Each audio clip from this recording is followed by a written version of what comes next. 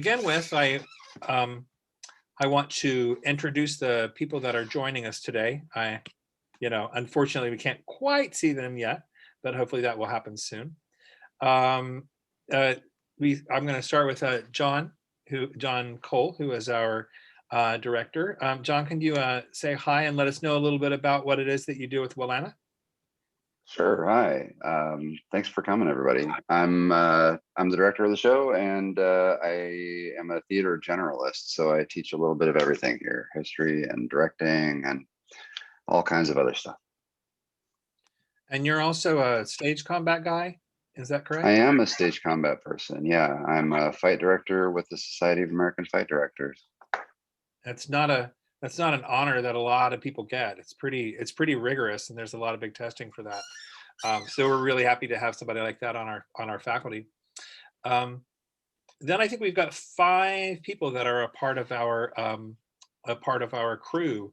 If you want to go ahead and let us know who's here, let us know what your name is, what role it is you're playing in A Bright New Boise, and also how is it that people that have seen shows at Willamette may recognize you if you've been in any other shows before. Shall I call names? Shall we start with Truman, if he's here? Or maybe Katie Payne? Truman's in thesis right now. Truman's in class right now. Yeah. Right. Oh, that's right. What about the people that we see right now, which is Katie Payne? Well, hello. As you may have heard, I am Katie Payne. I'm a senior here at Willamette. You might have recognized me as Shelly in the memorandum. I was actor number 4 / Beatrice / the loud one in Dead City. And I was Celia in Wings of Fire. Did you die in Wings of Fire? Oh, yes. I think everybody died. I sang a song while I died. Oh. People cried, allegedly. If you're going to die, then sing. That's great. Hi, I'm Shelby Fenn. I use they, them, theirs pronouns. I'm a senior. I'm playing Leroy in Bright New Boise, and you might recognize me from Revolt. She said Revolt again. I was one of the more bald performers, and we didn't have names. And I was in the fall 2019 dance concert and ensemble of Dead City. Oh yeah, and I'm playing Pauline. Excellent. What other cast members do we have with us? Maya. Oh, yeah. Hi, you can't see me, my video is not working, but I am Maya. I'm playing Anna. I'm kind of half an actor because I had to step into the role a little bit late in the process, but we're doing it. And I have previously been in The Memo. I played Balash last semester. And also Hawkins in Men on Boats in the fall of 2019. And then I think we have Gabriel with us too. Hi, I'm Gabriel. I'm a senior here. I play Alex in A Bright New Boise, and probably haven't seen me before. Last few productions I've been in, I've been backstage here, but yeah, happy to be with the production. Oh, it looks like Maya's camera's working too. Yeah. And Gabriel, you just joined us. Was it this year, or did you join Willamette last year as a transfer student? That would be 2019. I joined as a junior, transferring from Seattle, Washington. So I had 2 years of prior experience, and I came here to get my bachelor's degree. This will be your huge main stage debut and finale all in one? All in one, yes, sir. Right on, right on. So welcome everybody again. And it looks like our videos are working. Thanks for everybody's patience. To start off, I'm going to turn it over to John Cole a little bit and let us know a little bit about what Bright New Boise is and why it is that that you were keen on bringing that to our stage at Willamette. Yeah, thanks. So this play is a fantastic play for actors in our age group, and it's about the area that I'm from. The hospital that's mentioned in this in the play is the hospital I was born in 1.5 million years ago. So it's something that speaks very closely to me, and especially growing up, sort of navigating religious and other forms of extremism in the Pacific Northwest and the inland Northwest. So the play at core is a really beautiful examination of the mundane of everyday life, and takes into account also as its core concern what happens when someone with really pretty extreme views tries to live a normal life. It doesn't really work out a lot. There are a lot of odd areas of friction for that. And so the other really beautiful thing about it also is that the play looks at this not with judgment. There's no condemnation. It really is a meditative character study. The character of Will, who's not with us tonight, but that actor is on stage pretty much the entire evening, and doesn't get much of a rest. But we watch them try to navigate all of these mystifying things of normal life as he wends his way through trying to reconnect with his long lost son. So it's a great play, and I hope you get to come and see it. When you say the hospital that you're born in, which one was that, and where is it? It's the big blue hospital in Coeur d'Alene, right next to the freeway, if you've ever been through there. I actually worked at the Lake City Playhouse for a couple of summers and a winter time too. So yeah, enough to love it and enough to leave it. Absolutely beautiful area, and don't go too far from downtown at the same time. Great. We have some designers here that I wanted to go ahead and start us off. I will let everyone know also that's out there in the gallery. If you look at the bottom of your Zoom screen, you'll see a little thing that says Q&A. And what we would love to do is to have people ask questions of our director, our designers, and our actors all along the way. And click that Q&A. That should open a screen. In fact, I'm going to go ahead and ask anybody that's out there, if you want to just go ahead and throw a question in there, just so I can make sure that that's working. It doesn't have to be a real question. It can be like, why is the sky blue? I just want to make sure that an attendee's question pops up there. Anyone? This is an all take. Anyone can put something in the Q&A box, if you will, please. There we go. Susan Blattel has got us going. Thank you, Susan Blattel. So now anyone can ask a real question that's inspired by any of the things that you see so far. Our designers for Bright New Boise are going to take us through a little bit of their preliminary stuff before we talk more about the rehearsals. Let's start with Chris Harris. He's our scene designer. Chris, if you could take it away. Sure. Yeah, what the process for me was one of trying to find a way to create the world that these characters are going to inhabit. What I might do is actually just do a sort of, oops, I've gone wrong. Let me do this first. Just share screen. Here we go.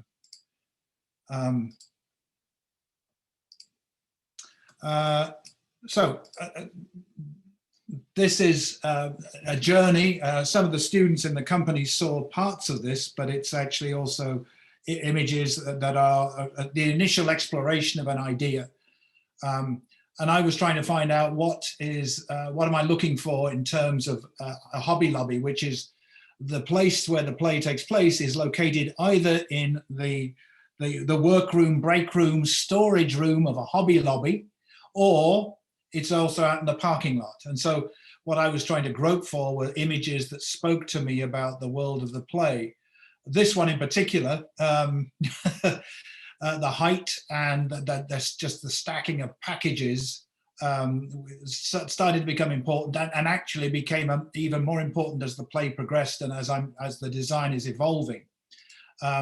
Break rooms, right? What do I find in there, right? Little simple chairs, tables, space. lockers, garbage cans. So a sense of what that space is, storage space. What is it? What are the walls? Are they finished? Are they unfinished? Right? And we were going, as I talked with John, towards something where it was actually almost a storage room that no one really cared about. So there was elements of, I was looking at brickwork or something that spoke to me about it, light fixtures, something that I was trying to find.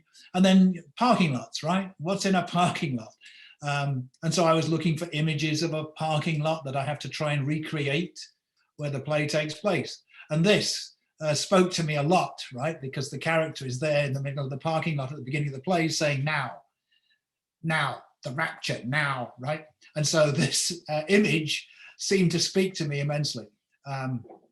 So from that, I start to try and work with, so how do I put this set, these two locations basically, into our space? And I'm lucky. I mean, I helped create our main stage space, which for many of you, many of you know, is a 54-foot square empty box. I wanted when we were doing the remodel of the theatre, I very deliberately did not want a fixed seating configuration, because I think it's important to try and have the opportunity to sculpt a relationship between the actor and the audience and the actor, and to sculpt the way the experience is understood and felt by rearranging. I also like the fact that when you go in, you're not, if you have a seat, you don't have the same seat you had last week or the last year or the year before. So I like messing around with seating arrangements. And so I was trying to play with possibilities, right? Simple one to start with. Well, there's the street light with a dumpster maybe, and this is the area at the other end of the space. And this is called a traverse stage, right? Audience on two sides. And then I played around, well, that's kind of boring. And I started to try and break it up a little bit.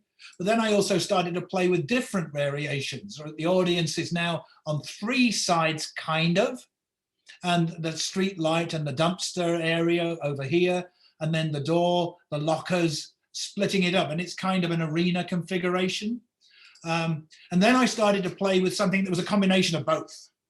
And this, in conversation with the director, John, was something that we both kind of liked.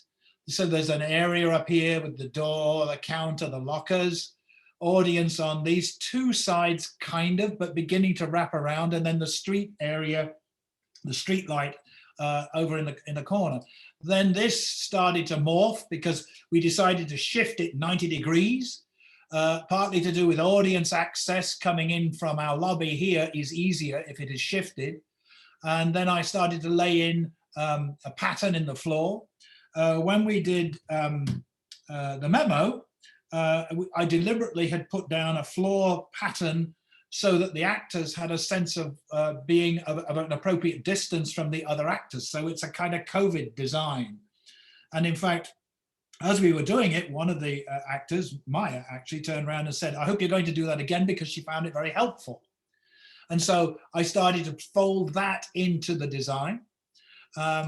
And I started to play around then with configurations and blowing up elevations to get a sense of what this world looked like.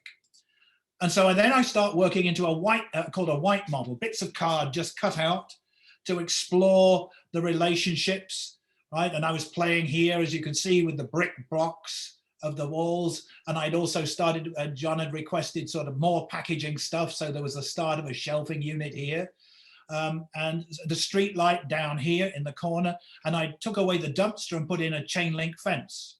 So I was starting just to play with configurations. So you can start to see this sort of arrangement. It wasn't meant to be folding like that. The cardboard collapsed, but don't worry about it. It won't happen in the real performance. At least EJ has confirmed that it won't, but I won't be there sitting in that chair waiting for that to fall on me. So it's not a problem for me. But notice the blocks. Then I start to move away from that seating, right? Chairs, tables at a distance. And then I start to play with colors, and I move away from the blocks, partly because it's very time consuming. And honest confession, It was a budget consideration and a time consideration to make we can do it, I've done it before, very carefully construct and create the appearance of concrete blocks. But given our financial constraints with budgets that are limited because we had very limited box office take last year, I'm trying to be cognizant of some way of dealing with a wall, a storage area without the expense. So I'm being miserly. I don't normally do that, but here I began to become miserly. So it was a simple wall with painted, half finished, but not completely done. And so then I start to work in a model format. And eventually I take away even the painted walls on one side and it's just on one level. So this is more of a finished model looking kind of through the chain link fencing. This is zooming back into it. These are meant to hang, but it's very hard to get little pieces of wire to hang vertically. So you have to accept that gravity will make it happen. But this was the sort of design we moved towards and finalized with a sort of series of lockers here, a bit of a kitchen counter here with a microwave on it, shelving with items stacked for the store, the door, etc. Then this is how it moves, right? This is design in process. They start to build the walls, they start to put them up. And what you're watching is February the 7th, this is what the walls look like. This is February the 18th when they're beginning to put in, it's a bit of a fuzzy photograph, putting in the big parts of the grid and the light fixtures. They're continuing it, right? The lights are being extended over. It's terrible photographs, don't blame me, I didn't do it. This is more a recent 21st now, the grid is in, and we start to play around with tables and what we've got and what is available. And then we start to play different angles. We start to play with painting the wall and the floor. So this slowly on the 24th is, and you're watching as we move forward. So in essence, we have gotten the cabinet, the lockers have come in, stolen from our own green room actually, because again, I'm being fiscally really tight-fisted. But in fact, what you're watching is that movement from this to this. And we have yet to finish. The tables will go in shortly, the shelving will go in, and the floor will get its paint finished. So this is the design, and this is as it was this morning on the 25th. So that's it. I am absolutely in love with the fact that you got a time lapse going there. And also, I noticed in your original ideas, you had a green lamp, and I'll be darned if those lamps that are hanging don't look like the same lamps. How did you find those? Well, they aren't quite the same actually, because that lamp that I had as a reference, and I had a couple, but not enough to do it. I have it stored in my garage. They're the old enameled school lights, institutional ones. What we ended up settling for was a variety of various, a riff on that IKEA does.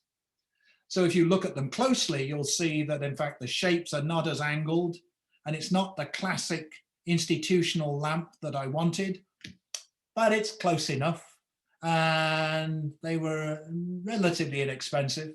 So it was a research chase around. We had crew people phoning and finding out what the options were, and that was the one that we found that was the most inexpensive and in sufficient numbers. And if you actually paid attention, when we started, there were only 5 lights, and I only wanted 5, and I wanted them to hang all the way from the grid of the theatre through. Slowly that modified. We came to the conclusion that it was better to use them in terms of lighting for Blanca as the main source light. So it crept up from 5 to 9, then to 12, and now there's 15 of them. Is that where you stop? You stop at 15? Yes, I think that's it. Don't you? Chris, I do want to hang out because one of the questions came in later. I'll ask after the design. It had to do with your design. Let's pop over to Bobby Brewer Wallen. He's our costumer on this, and also one of our faculty members. If you've got some designs to let us know what Hobby Lobby looks like back in their backstage. Yeah, so let me just take a look here. And thanks to Leah's question, Leah is an alum who really asked the question about how does presenting in this kind of digital format change the way that we think about design. I think there's all kinds of ways that we reconsider what elements of design are important. And designing for the camera is different than designing for the stage. And I think that that is particularly relevant for lighting. I know that Rachel dealt with this last semester, and our lighting designer Blanca is dealing with that this semester. Lighting for the stage is one thing, and lighting for the camera is something entirely different. In terms of costume, I have to think about pattern and how that might play out. So I began my research thinking about Hobby Lobby kind of corporate images, and here we have a couple of images here. Another image of Hobby Lobby uniforms, kind of a break room image here. Bulletin board with lots of different kind of corporate and things that are important for employees. And then really just thinking about these are real people in real clothes is the way that I think about these people. These are characters who are navigating real life, probably mostly at minimum wage. And so these are not people who can afford, anything sort of out of the ordinary. Hobby Lobby requires that staff members wear like black or khaki pants. They are required to wear these Hobby Lobby vests or smocks. It's very gendered in terms of how those are defined. And because we are in COVID, we are really looking at all the employees are masked, right? So not only is that part of their costume, but we have the vocal issues of how an actor delivers their lines in a particular way. So, we're working with our faculty members. Susan Correll came in last night and did a workshop with the actors in terms of projection and vocalization, especially around wearing a mask, right? And so everybody can wear masks that fits their face differently, that allows them project in a particular way. So looking at various studies of characterization. This is our character Will, who is the dad figure who returns to reclaim his younger son who he gave up for adoption. It's the character of Anna, right? So we see this progression of character throughout the play. There is essentially a 4-day journey through the course of the play. And so costume often is the demarcation of time, allowing an audience to understand that time is passing through the change of costume.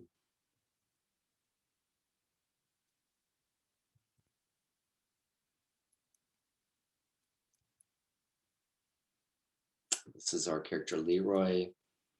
The playwright gives us some very specific language about the t-shirts or the shirts that Leroy wears in this very upfront and potentially offensive language that they are presenting. And so there's 2 t-shirts that we see in the play. One is this t-shirt that says fuck, on it, and the other is you are meat. And there's language within the text of the play that supports the necessity of these two garments in terms of what a particular character is wearing. So I will stop sharing there. And if folks have questions about costumes, happy to answer that. Thank you so much, Bobby. Yeah, go ahead and throw those questions in the Q&A. I'm going to head over to Blanca Forsen. Blanca is not on our faculty, but this is her second go around with us. Blanca is living in Portland, Oregon right now. It's got a lot of credits before here. If you've ever been to Milagro Theater, I know that she's done some work there. We never quite got to work together at Milagro, but that's okay.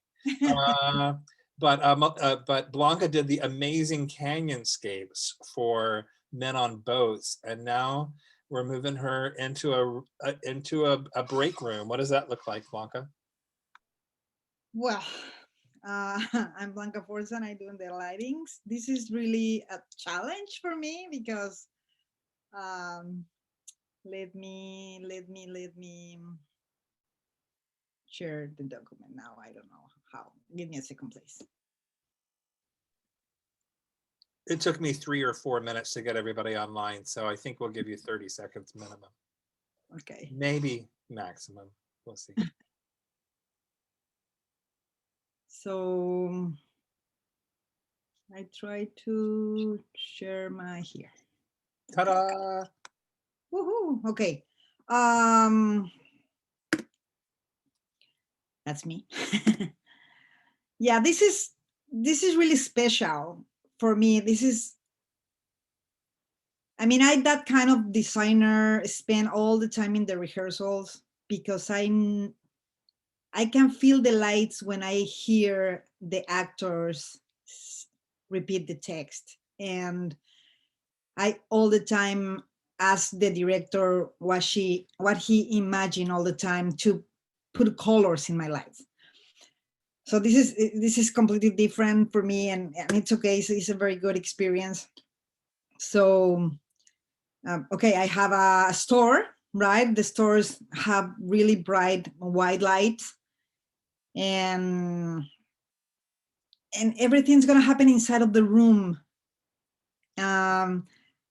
That put me, that tie my hands and my brains, because okay, everything is white, everything is there. How are we gonna do this? We start with Christopher about the lamps in the ceiling, and for me, have 15 now, I think it's too much. It's really bright, so I decided to put all the lights white, even the instruments in the ceiling, a part of the lamps, the IKEA ones. All the instruments in the theater are gonna have very white and cold light to feel this empty space inside of us. And I'm gonna separate the area in 15 areas individually if we need to put one idea or one actor or one thing on the space. So I can put everything dark and just have one light. And then I love colors because the color talk to me about the feelings. So, and we have this parking lot that for me is really clear that father and son have a public light. So for me means more like what the public around them think about what happened inside of that store. Of course, I'm gonna involve this area in a witness blue night to feel again what happened inside of the characters. Because for me, it's easy to just put light and say, I can see the faces, I can see the actors. But now, it's not just like Bobby says, it's not just the stage, it's the camera. And the actors have a mask. So now I don't worry about if I see the faces. Maybe it's my great opportunity to don't suffer too much to see the faces, right? But I mean, even with that, the light have to be contundent to say something to the audience. It's more than, you know, play basketball in a park and have just the sun, right? So and I have more characters around support the idea about the power, about the religion, about the weird feelings around everyone. And it's not your home, but it's your home because you're spend a lot of times when in your work. So again, I'm gonna try to put everything in white and then cross the white in color, or cover all the area in color and go through with gobbles in white, or have everything green. And maybe I have one scenes when the actors sing, so I wanna do something, everything in green and just one lamp on him and one gobble cross in white to see like a rock star moment, and it's just inside of him. The other thing is all the time I use, in this case that I have to put the material out of the actor or the character, I use the transition slides. So maybe gonna be really static and all inside, but in the transitions I'm gonna break really different, like really white and cold to red maybe, or to green maybe, just to, you know, have the way to have the go to the end. So yeah, I think the lights for me is more like, well, what the society right now believe in colors. So all the time we have this information in our brains, like, oh, it's blue, I'm sad, or it's red, oh, the passion, right? Or green is hope, but it's crazy. And I am gonna do that. I'm gonna use my transitions to go with the characters, what they feeling about the play. And that's it. This is an experience. We'll see. I'm glad we got color. I like color a lot. I'm really a huge fan of it. Usually Rachel Steck would be joining us today. She's caught in the Oregon mountains, which can happen to any of us at any time. But her assistant Lonnie Southern is gonna let us know a little bit about what's going on with the sound design. Hi Lonnie, how you doing? Hi Steven, I'm good. Yeah, she wrote me from the road that said you're gonna do a great job, just throw you in the mix. All right, oh, I'm glad I came then. So I'm Lonnie. I'm the assistant sound designer, so I work with Rachel. And I probably can't talk a lot about what Rachel's been doing because we have our own sort of separate projects. But oh, there's the TV. I forgot about that. So one of the features of this play and the Hobby Lobby break room in the play is that there's a TV that is on pretty much all the time. And it's sort of going in the background. And half the time it's on the Hobby Lobby TV channel, which I'll talk about in a second. And half the time it's the like signals get crossed and it's just showing close-up videos of like facial surgery. So there's that, which makes everyone in the break room really uncomfortable. But there's one of the characters, Anna, that Maya plays, that can't stop looking at it, and she never wants anyone to turn it off. So I found the videos of close-up surgery using our wonderful university library that has literally everything, I guess. And then we made the Hobby Lobby TV segments using 2 people on our crew as actors. It's very, we got some of the script from the text, and then some of it I think was written by our dramaturg. And it's it mostly goes on in the background. We rarely ever hear it, but we shot a few scenes of Nev and Andrew, who I think are working in like video production for this show, just droning on and on and on about what great deals Hobby Lobby has and what a great place it is to work. So I think that's sort of the mark of that place in terms of the soundscape. I'm very excited to hear the part at the end, because that'll be interesting with the no, no, no. And then the other thing is that Alex is a musician, so he's got some little songs that he plays, and so we came up with those too. Is Alex a musician in real life? I don't know. I can't answer that question for you.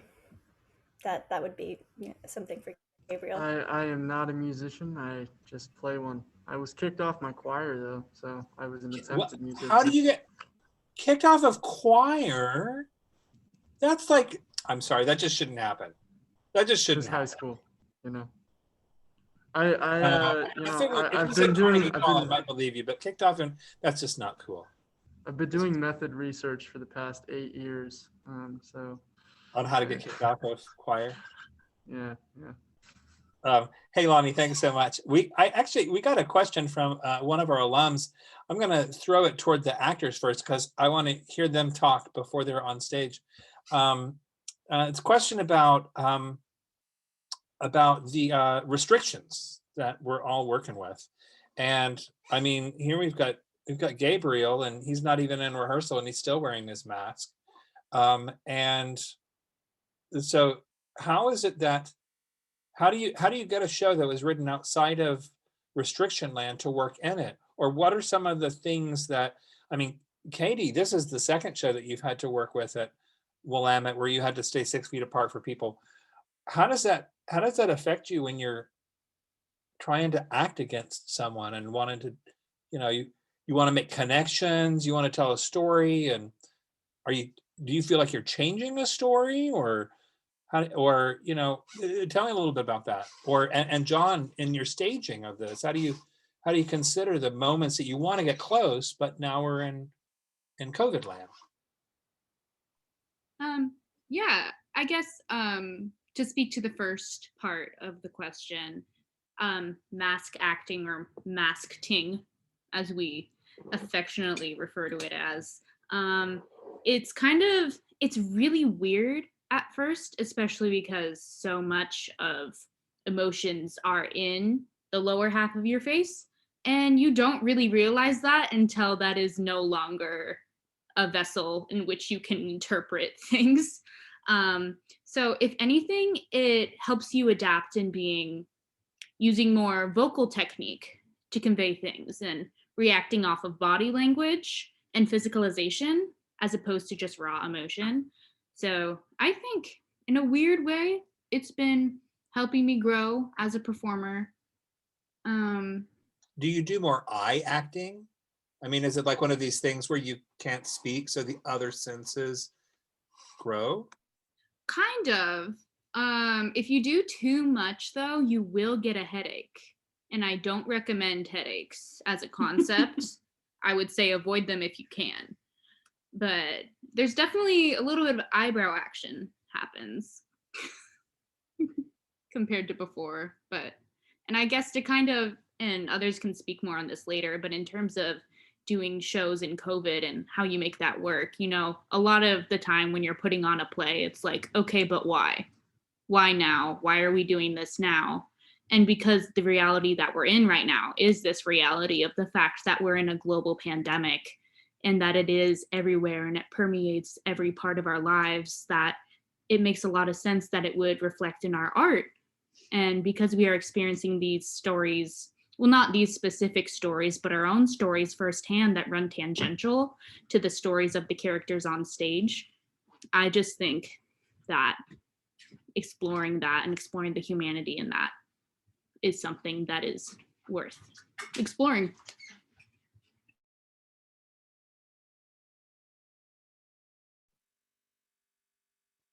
Katie, you asked an interesting question, or you said it's an interesting statement, is that you always come back to the why now of what's going on.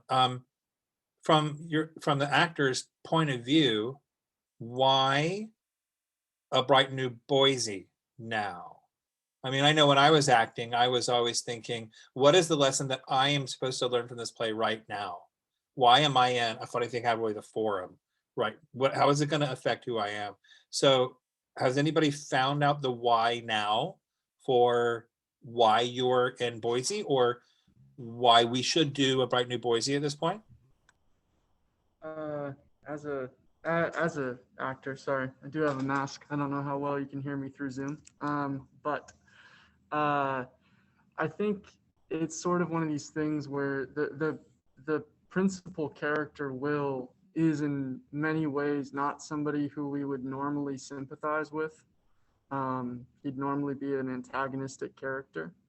But I think it's really important right now, honestly, as I've acted through it and I've thought about it, because we have such a divisive nature in our country right now, is that if you constantly believe there's a monster underneath your bed, you'll never be able to confront whatever social issue you have, you know. And while it's like really annoying to deal with people like Will, they are human beings, and they have a reason for why they came to the extent that they did. And while I don't think it's a play about redemption particularly, it is a play about understanding, and I think that is important, not because we necessarily need to tolerate intolerance, or we need to accept racism or homophobia or any of these things, but to understand how people reach the conclusions that they do, I think is crucial. Sounds like you. I'm sorry. Please. Right. What I said, continue. Well, I completely agree with Gabe, and I also think that a second theme that we're really working with is like confronting the ideology of apocalypse, because a lot of what makes Will so kind of extreme in his beliefs is the sincerity and ferocity with which he believes that the world is going to end in his lifetime. And for him, that is a hopeful thing. But I have definitely found just living in the world right now, and especially being a student, that a lot of people really sincerely, or at least in their rhetoric, believe that the world is going to end within the next 5 years. And that is a really hard ideology to live around. And it's a really hard ideology to live with. And I think that this play, through Will, is an almost indirect examination of the ways in which that ideology can eat away at a person and can eat away at their ability to have a healthy relationship or a fulfilling life. And I just think that right now, in particular, I hesitate to call it a cautionary tale, but this examination of how that ideology functions within a person, when so many of us have this kind of diet version of that ideology, is really important.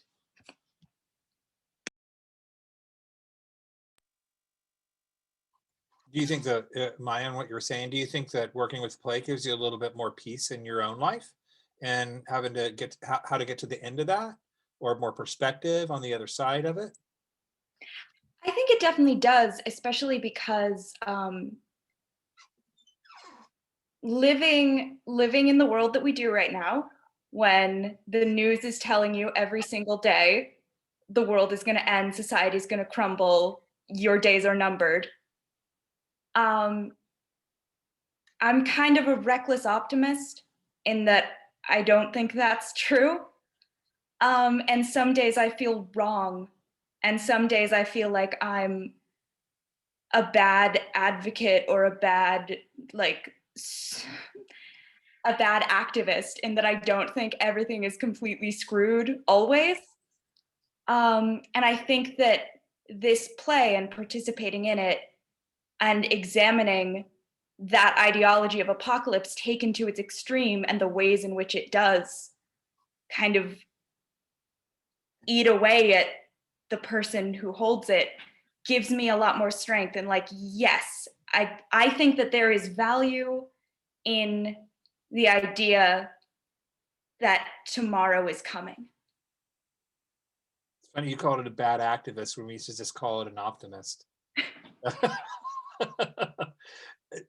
John, you said that you grew up in Coeur d'Alene, Idaho, and shared that hospital. Is this something you recognize from that area, or from just wondering, are there parts of your journey that that you find that you're able to talk about or explore and working with Bright New Boise?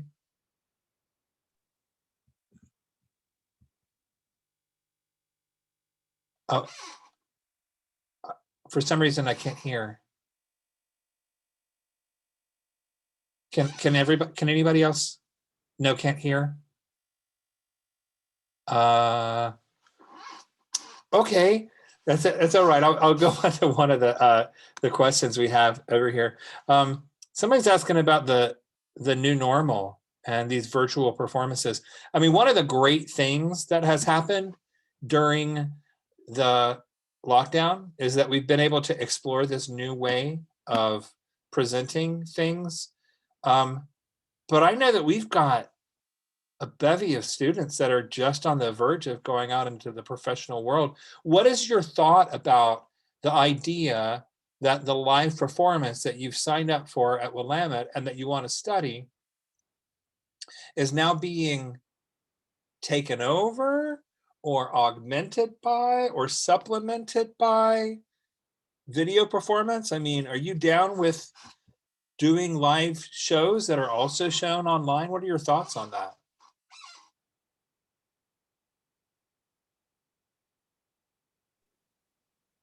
I personally genuinely miss live performance, and struggle with the thought that this could be where we are for much, much longer, but that might be the reality. As a year ago, I didn't think we'd be here.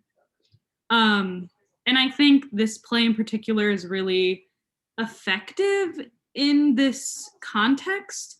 And it was a really smart choice to do this right now because of the small cast and because it's set in a like semi-public place where these people would be strangers if they didn't work together, so they would be masked and unforced self-disciplining and self-enforcing social distance guidelines.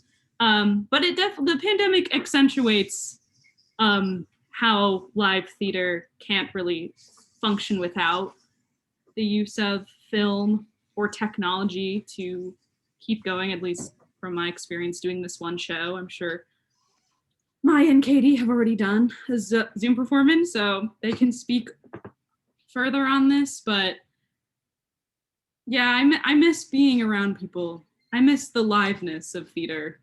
And I'm really grateful that we get to have that to an extent with Bright New Boise. But is there anything you can pinpoint about the live experience that you miss? I mean, is it the one day to the next? Is it hearing the breath? Is it feeling the shock of it? Is it the applause? I mean, what's the hook? The applause. No. That's it's valid. The applause is pretty valid. It's just sharing space with people.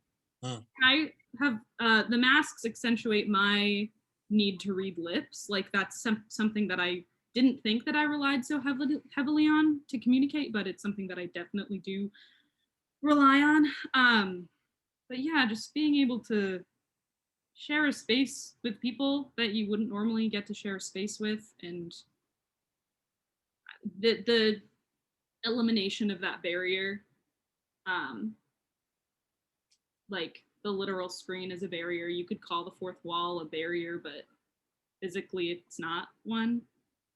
And I miss that. Yeah, yeah. And theater is also just so conversational in a way that some forms of art isn't, because everyone's there actively experiencing the same story at the same time that the actors are also experiencing.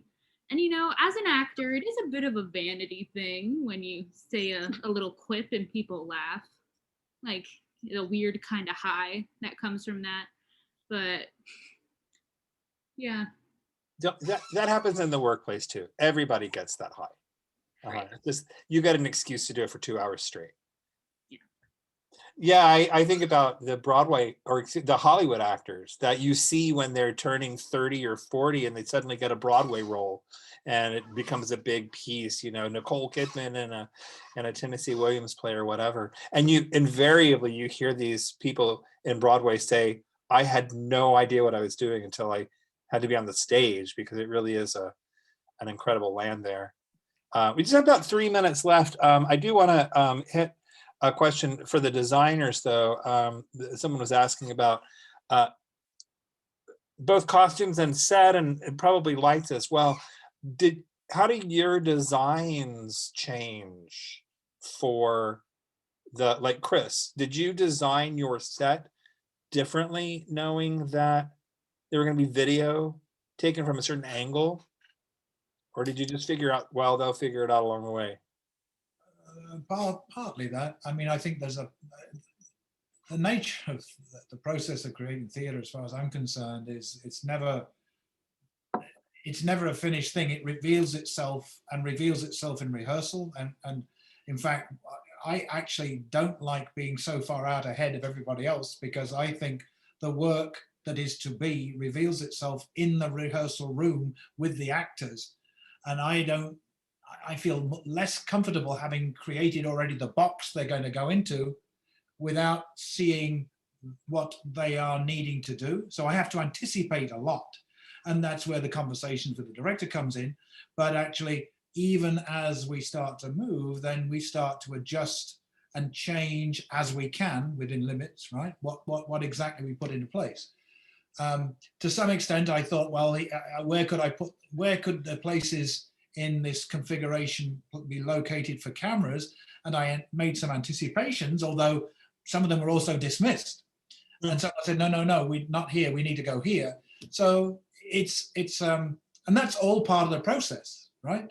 It reveals itself. The work reveals itself as we work on it. And I'm usually quite content, more and more content with not quite knowing what it's going to be, but knowing that we will find a solution between all of us. So that is something that theater always does. We have to. Yep. I always say that when I'm interviewing for jobs, I always tell them that I was in theater, which is the most on-time delivery, problem-solving job in the world.